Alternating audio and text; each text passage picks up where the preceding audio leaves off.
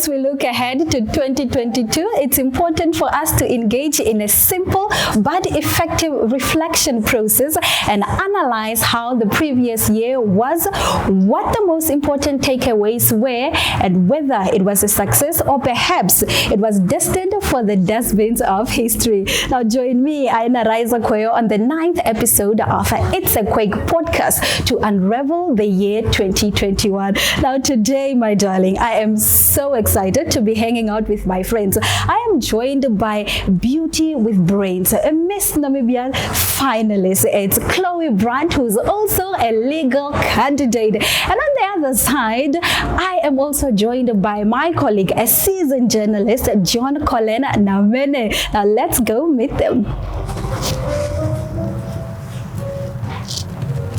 Hey. Hi. I'm good. What's happening, guys? It's a Quake. Welcome to Highlights and Chill. This is the It's a Quake podcast, and I am hanging out with my friends. Cheers, guys. We've made it past 2021. Oh, past 2021. Past 2021. Oh, all right. To 2022. There we go.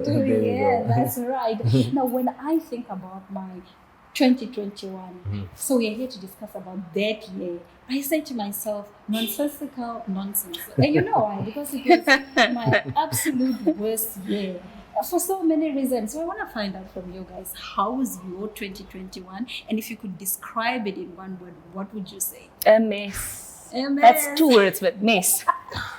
I think I would agree with her. Messy. Just Yeah. extremely messy. No, 2021 had all of us breathing through the wood, eh? I just couldn't. Every day of my life, I'm like, yo, is this really what I'm waking up to? Yeah. You know what I mean?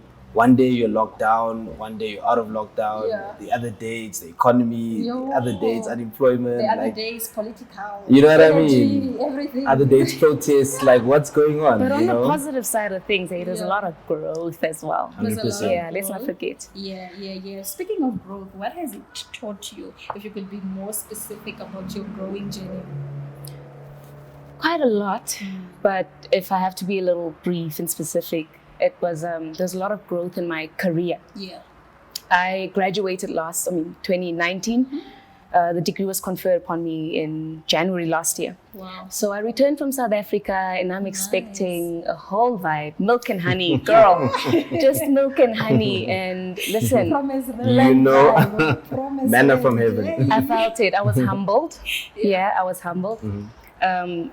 I couldn't find a job for like 6 months. Yeah. So that was a bit challenging. That was hard. But I think I learned to be consistent and persistent about what I really want. To not throw in the towel too early. Just keep going, and be eventually it resilient. happened. Yeah, You know. exactly. Yeah. All right. And yours? Huh? I think mine was just more, it was a personal year. Like, I was very, very selfish with myself. Yeah. I think because, I think because of the pandemic, since like 2020, Yeah. I've been like, yo, there actually isn't time, hey, to do anything. Yeah, there's no time. So the time that I have, I'm keeping it to myself to do what I want to do when I want to do it. You know what I mean? I was also, like in Chloe's situation, came back, no job. So Yeah. I was a So bit you guys proactive. all went to SA. Yeah. Where did you go? I went to Cheers. Bloom, actually. Bloom. Oh, Yes. wow. Yeah. Cheers, guys. Cheers, Also guys. went to SA for SA TV babies. presenting stuff. SA babies. So yeah, I came back already in 2020, graduated, or got my degree rather. Didn't have a job, but I was like, listen, I need some sort of income, right? So I started tutoring Yeah. until eventually I got the job that I have now. But then after that, I wanted to do school as well. That didn't really work out because the balance was a bit too much. So already with what I have from 2020, seeing that time isn't on my side, and with work and school, I was like, obviously one has to fall, school fell. Then with the time that I had, I literally just gave it to myself. And I think that's a silver lining from 2021, that I got to learn and appreciate personal time. All right. Yeah. Now, I think I also can agree with you guys. I've been very resilient. And I think the one word that 2021 has taught me is just to remain steadfast in and out of season. There's a lot going on. And I like that you guys brought up unemployment, because it's a serious serious issue in the country. What can we do to improve this? What can we as young people do to like get ourselves in jobs or to be more employable, if that's even a thing? Look, I don't know. I don't think it's necessarily just on us as young people. I mean, I think it has to be a 50-50 thing. I think the benefits of being an independent country is that you're provided with resources to assist you to either get into employment or become self-employed or whatever. So we need to get like assistance from the other side. The government. You know what I mean? To also private sector. Exactly enable to us to equip us precisely. You know what I mean? But then also, I think it starts from grassroots levels, man. Like the education system, make sure that what you're teaching the kids is very relevant to what's happening outside on the ground, so that when they come out, they can easily get a job, as opposed to this sort of system of what people say copy and paste. Then they struggle to sort of apply whatever they've learned into the real world, and by virtue of that, can't really get a job. Yeah, know I mean? saw a tweet somewhere that said the solution to unemployment is job creation. Would you agree with that? I totally agree with that. While John was speaking, I was thinking, I mean, it's perfect to want assistance from the government and, you know, want things not on a silver platter per se, but just assistance, because we're not all privileged, equally privileged. But I think young people should be open to exploring, open to trying out different things. We all want to do the prominent stuff. Lawyers, accountants, doctors, dentists, you know, name it. We all want to do all the engineerings and whatever. But there's business. We train to be employed. We don't want to employ. We don't want to start our own thing. I don't know if it's risk-taking that we fear, or that we really don't have the means to start what we want to do. But I think young people should take the time to think about or identify a problem and try and solve that problem. I think the government would be happy to jump in and help you if you can provide or at least present a solid business plan, if I can call it that. So my friend always says to me, not everyone can be rich and famous. Just to like a sort of add on to what you said about we can't all be doctors and lawyers, etc. Now, you spoke a lot about the government, or we rather spoke about the government. I want to find out, you know, the political sphere has changed. Young people went out in the streets and demanded change, and they were sharing power. Do you think the government and our leaders have like sort of like lost trust of the youth? Would you agree with that statement? I would want you to elaborate that a little. Lost trust in the youth and in what sense? No, not the government. Has the youth rather. Okay. Has the youth trust lost? Has the lost youth trust in the government. Guys, your roots will just catch you, you know. I mean, just think him on a boat, Trust guys, lost. you know. Lost trust in the government. Yes. Look, I think the tables are turning, obviously. Young people are, I think this is not the generation to mess with. One. Not us. And then secondly, I'm now losing my train of thought. But I wanted to say, young people are taking up space. That's literally what's happening. We've realized that we are the future leaders. We are the guys who have to sit on those tables in Parliament, in National Assembly. But if we're not showing interest now, who's going to do it? Exactly. If we on some, I'm not interested in politics now, who are going to be our future leaders? And I think a handful of young people are realizing that. We're seeing our power. Yes. And I think, yes, to answer your question, the youth have lost the trust in the government. But I think only because,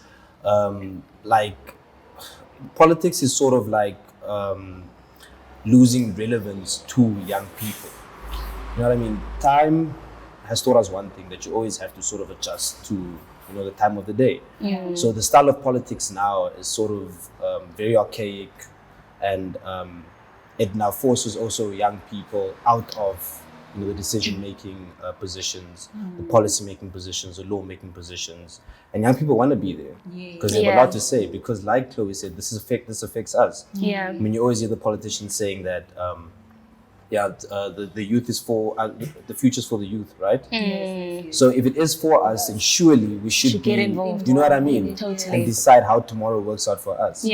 So, I think there's definitely trust loss, particularly because it's a bit old-fashioned. Yeah. And the only way to gain trust is find a way to bridge that gap Yeah. and just tone the sort of style down a bit. You know what I mean? Yeah. I And love politics that. will remain politics anyway. Yeah. I But love you have that. to fit to the time. Yeah. You know what I mean? Involve Apple and more young Samsung people. come out Yeah. and they come up with new sort of versions and Make it applicable towards you understand? serving. Yeah. You understand? Yeah. So young people to talk to other young people. exactly. Yes. Totally. And I think, they've fairly done well across all political parties. You know, your the leading party, opposition parties. There are many young people in parliament, which is great. But also, do those people have like decisive sort of Or power? like a mentorship supervisor. You know what I kinda. mean? You know what I mean? You know? Yeah, because once you are in the room and you cannot speak at the table, then what's the point? Sort of useless, right? Yeah. You know? You can't even be an asset like that. Exactly. Yes. But I will say though that like you mentioned earlier, I think and Chloe said this as well. We have literally taken up space. This is a wrong generation to mess with. We've shown that when we've gone into the streets Yes. and talked about issues that like not really affect us per se, but affect society in general. Yeah. And we've shown that we also have a voice. We also want to say something. Yeah, we Yeah. just want to say And something. we also want to show that we know what is right or what we think what is right. So even though maybe the politics isn't relevant to young people, we're making it relevant for us, which I think Yeah. is very proactive and sort of cool. Yeah. You know what I mean? What have we learned from the year 2021 as a country, in your opinion? Just now talking about unemployment and youth leadership and the government and all these things. What do you think we've learned from 2021 as a country, as a nation in general? Resilience, man. Yeah. I think, sure, we can Sorry limit to it cut to. you. Wasn't last year the year of resilience? It was. Was it the It was. year No, it before was. It declared by was. the president? Yes, it was last That's year. why we're Exactly, you know, and I don't think I'll not only limit this to Namibia. I think Yeah. the Yeah. world over. Since 2020, it's been a bit crazy. Yes. Like I think have lost a lot, not only in terms of like lives, but also jobs, the economy, relationships, whatever. So I think we as a country have managed to sort of just as a people to be resilient, to like understand that look, bad times will come, rough times will come. Yeah. But at the end of the day, we'll make it out. Yeah. And I think it showed during the peak of the third wave, June, July last year, when Delta was hitting heavy, right? We sort of experienced like something similar to the first lockdown. Wasn't as hectic, but it was a bit hectic, right? But still, I think people now remembered that, no, okay, cool, in a pandemic, so we should either do something online or we should work a bit more. But they sort of were active in the present, Yeah. knowing that after this, we'll still come out of it. You know, so Sure. I just think resilience, man. Yeah. That's Yeah. deep, bruh. Resilience. So lovely, isn't it? That was like a slogan for the country, and that's what we Right? lived out. Exactly. I think personally, and I speak as a Namibian, and if I'm in Namibia, then that's what we learned. Yeah. Okay, but I think people here have learned to kind of appreciate human connection. Yeah. That aspect of interpersonality. Look, I always feared having robots take over. Dude, I still have that feeling. Yeah, It's you know, I'm crazy. like, what if one day, everything that's, everything that we do. Right? Imagine. Listen, stuff like that. But they don't have feelings. They don't have feelings. They can't cry. They can't show emotions and stuff like that. So like, I think that's what we're appreciating now. You're working from home. You're unable to ask for assistance. You're unable to, for students, you can't have like a study group meeting because you're only limited to like 10 people per gathering. Yeah. So you miss those things, and you see that even the people that you clash with under normal circumstances, people that you don't get along with, you need these people with their flaws and their differences. Yeah. They make each other better like that. Yeah. So we need each other, man. I think that's what we've learned. We've learned that we all 100%. matter. Yeah. All our different personalities, Yeah. careers, we just all matter. Now, I want to talk about COVID-19, since we're already at COVID-19, particularly mental health. Like, I was diagnosed with depression last year, and I've been seeing a psychologist. So I wanted to find out, what impact did COVID-19 have on you personally, if any, and if you're willing to share that experience. Well, look, I think for me, I was okay. I think I was born an extrovert, right? Yeah. But I was raised to sort of be an introvert. So I have the balance of the two. So I can at any time of the day decide I want to be with people or I don't want to be with people. It doesn't really matter to me, right? But I really missed people, man, during that first hard lockdown. I remember when we got. Is that this year or last year? No, 2020. I mean, last year, 2020. Yes, right? 2020. So I really missed people. Yeah. And then it became so difficult for me, Relatable. right? Because now, sure, you're with your family at home and whatever, but you also need your friends too. Yeah. You know what I You mean? need Yeah. your colleagues also. Exactly. Yeah. You need a random stranger just You to know? say hi. And then when you now pass by. that taught me in the year of 2020 to sort of appreciate human connection, like Yeah. she said, right? Yeah. And then last year, we were sort of given leeway to do that more often. But then now there sort of comes these, every now and then there's a small lockdown of some sort. You can't really get Curfew along. starts at 8. You know what I mean? So what happens is you are then, so lax, you don't really want to go out just because of the complications of curfew. Or also, I mean, you don't want to endanger people at home and whatever, so then you're stuck in your room and there's just a lot going on in your head. You're talking to yourself and it becomes so loud. It's just you and your Right. thoughts. Yeah. It's so That's loud. when you have like a messy room and it's a representation of. You know what I mean? So mentally, and I think this is another sort of silver lining, it taught me how to sort of, like with the messy room example, it taught me how to clear my head, how to compartmentalize my thoughts. And by virtue of that, understand and appreciate how important my mental health is, right? So I wouldn't say I necessarily degraded mentally.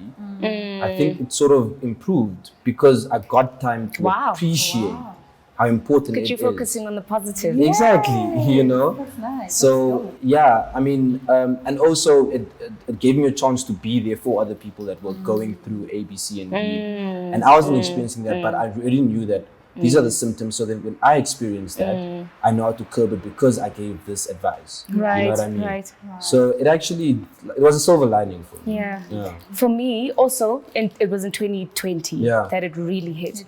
I was in South Africa. I couldn't come home. I think they said we should vacate residential premises at Rhodes University. Yeah. Everybody was leaving, and I'm like, but this is my final year. I can't leave now because that would mean, chores at home and all sorts of things, guys. So I was like, I'm staying here. And I was renting with a group of Zimbabweans. I missed home. I missed, just seeing my friends, hanging out, studying with my friends. And I'm not the type who kind of works alone. At that time, I was tutoring as well for the law faculty. And it was so tough, engaging with the students virtually. That gap from high school to varsity, and you're just like, I want to help you, but I don't know how, man. Like, I want to sit you down and mark your things, but I can't. Hey, so like you, I mean, I don't think there was like a massive mental impact on me. But I also took something from it, and it's that my spirituality grew during that time. I've never been so closer to God or the universe or whatever you are. Exactly, so it was that time, and I'm grateful for that. I'm also grateful that you guys didn't go through the most. Yeah, I mean, it depends on what you mean by the most. Yeah, I think that's relative. I think that's relative. Health-wise. Health-wise. Yeah, like I imagine it to be a different last year. I mean, 2020. We went to South Africa. We didn't know what was happening here. What was it like? Was it extreme? Yeah, I could literally imagine the NDF, gallivanting in these streets, shooting out people. Is that what happened? Partly, hey, because I live in an informal settlement, and that's where the police comes. That's where the government comes. Go in your house. It was hectic. People were getting beaten, but I understand where they are coming from. It's the law that needs to be enforced, and obviously people are dying, so you can't really say it was unfair of them. But yeah, it was tense from living in an informal settlement. Every day when I came from work at 5, I met with the police at the 4-way on my way home. And if you're not wearing a mask, It was a problem. Sure. It was a problem. Must have been frustrating, eh? Yeah. Even my friends, my neighbors went to prison. They were drinking. Oh past, my. No way. The stories. Dude. I want to say. drinking past curfew. Oh, And wow. the police came. We just said, "Why are you making a noise? The doors are open."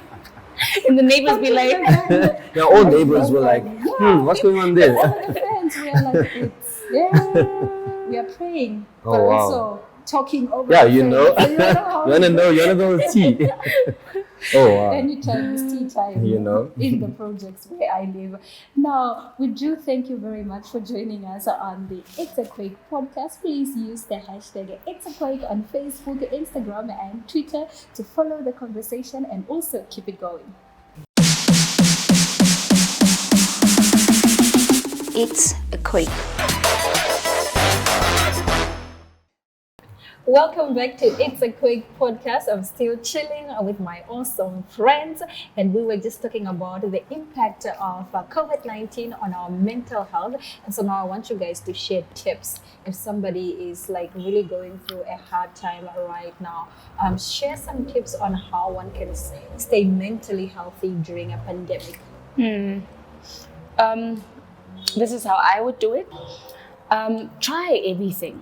If you are into the visuals, try visual art, painting. In South Africa, I did like a sip and paint kind of thing on campus. That sounds nice. Yeah, That's so you nice. just get yourself the best wine in the whole world. Go sit and paint anything at all.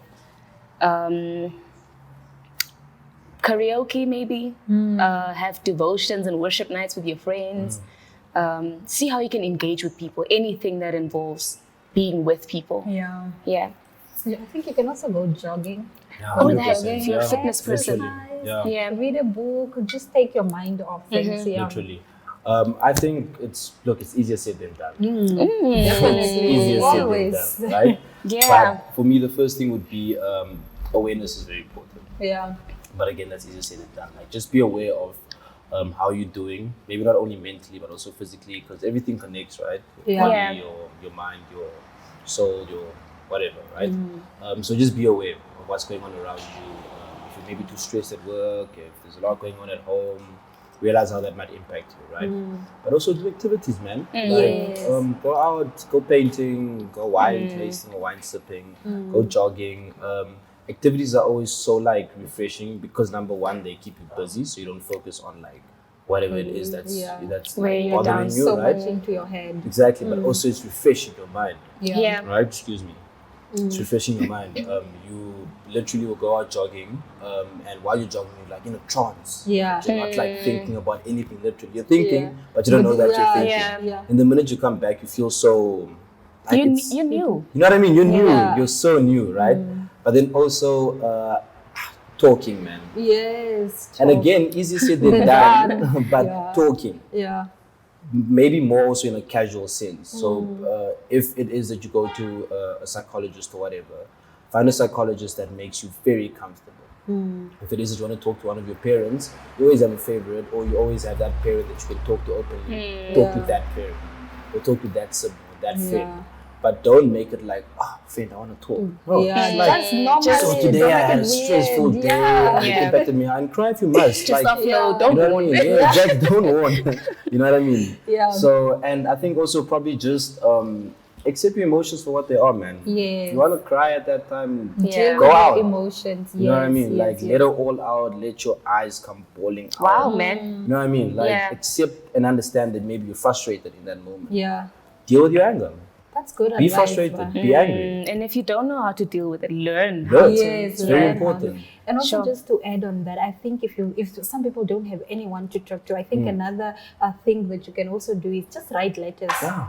Write letters. Write letters? Have you Yes. tried it? I write letters Works? a lot. Sometimes I throw them away in the air so strangers can read them. I don't know if they ever find them. Sometimes I keep them, but it really helps you like just offload whatever can is imagine. going on. Also, let me plug you. There's an event called Art Therapy.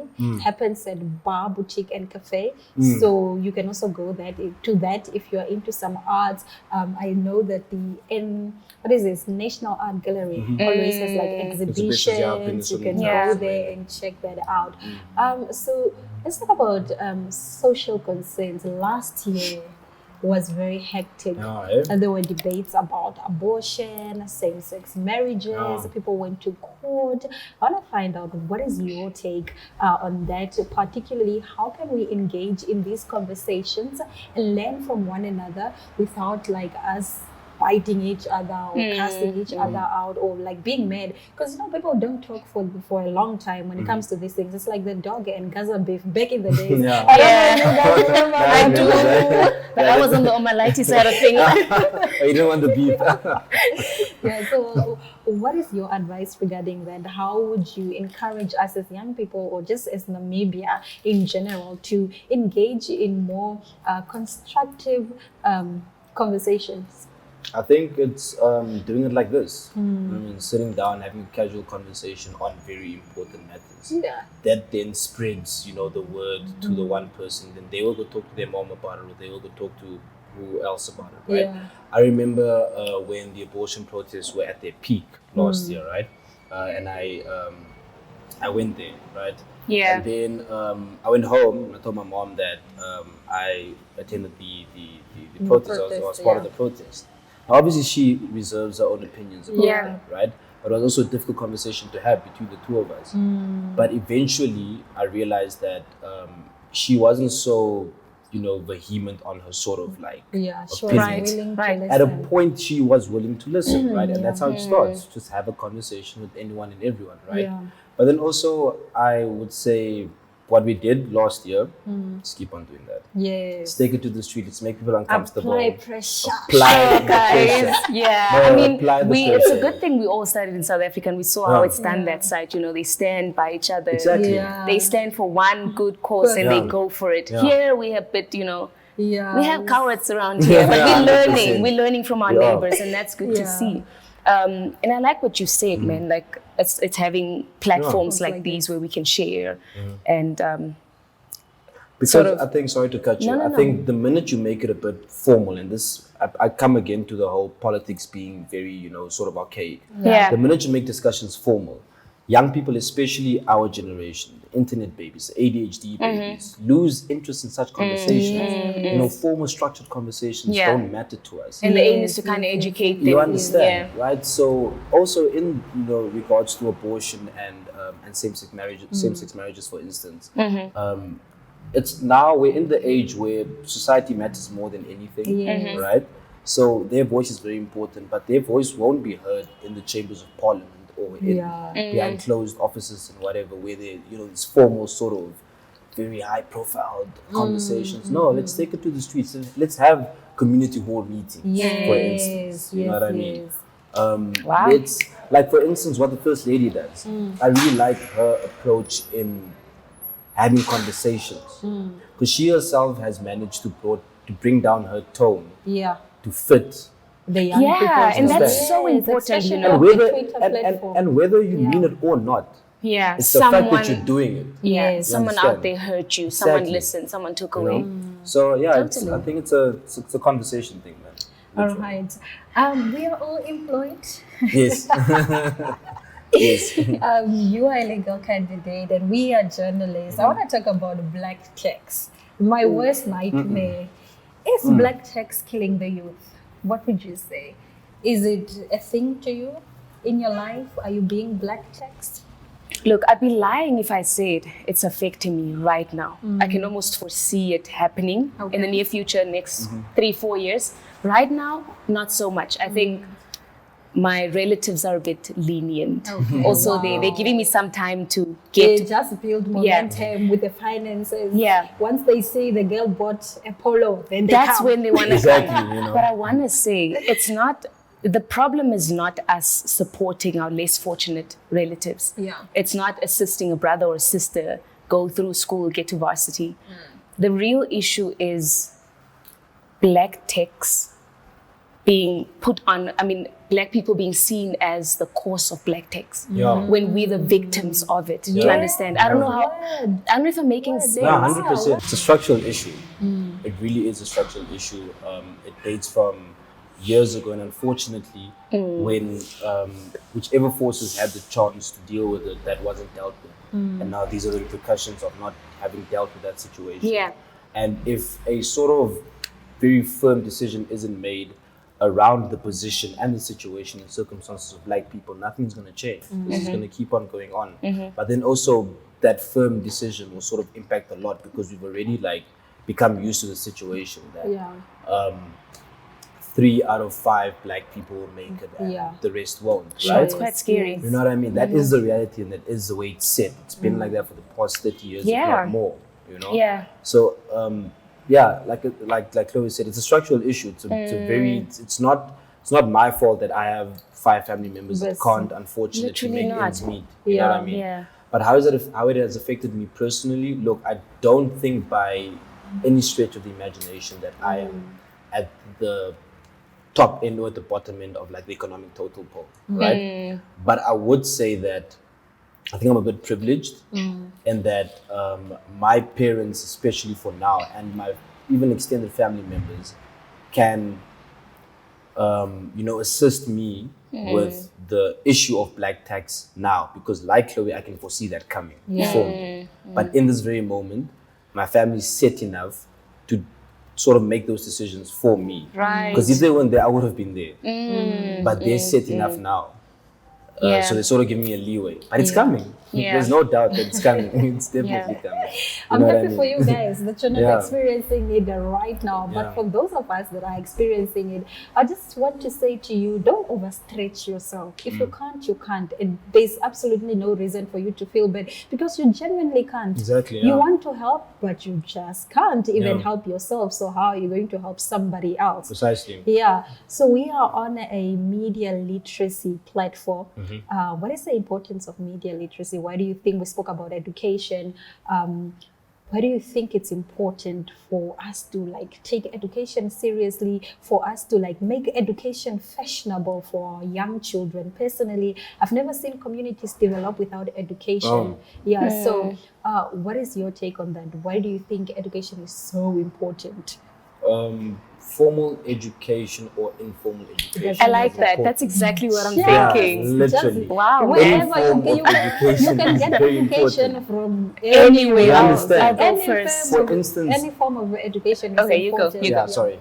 For instance, the content of my degree, right? I apply to 35% of my work. But what I learned on the streets of campus, I apply to the other.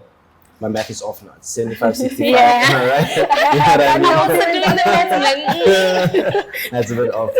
So, I think, look, and you get, I guess it all depends on what type of person you are. If you're a formal education guy, then sure. If you're an informal education guy, then sure. But education in general, holistically is very important. There's no way ever you make it in life without education. And you can get it anywhere. Literally. You can get it from anywhere. From the service station. Anyone. You just said the streets. The streets.